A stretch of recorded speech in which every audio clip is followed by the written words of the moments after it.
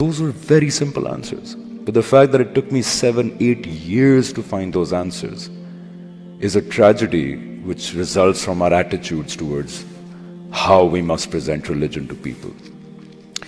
And then, cutting the long story short, Alhamdulillah, Allah gave me the tawfiq. Insan can only try with a genuine heart. You know how Quran says, Qalb Salim.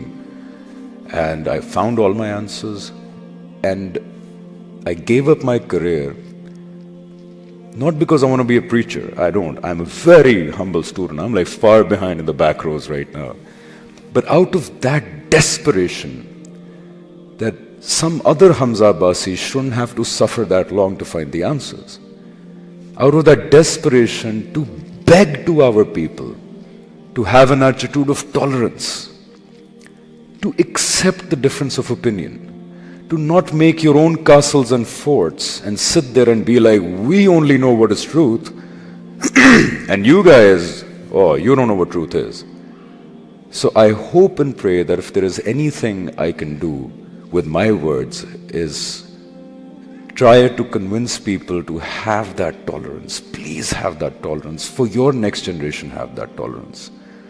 Don't fight among each other. No matter how severe the disagreement is, no matter how deep that disagreement is. But let's have tolerance and an ilmi attitude towards things. And that was prevalent, this attitude was prevalent in the great Imams also.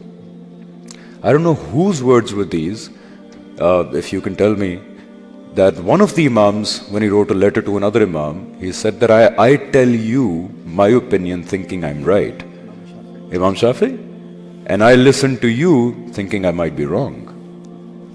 So let's please have that atmosphere, and that makes me actually very pleasantly surprised and happy in US that there is a surprising amount of tolerance here. There is no hatred among disagreement.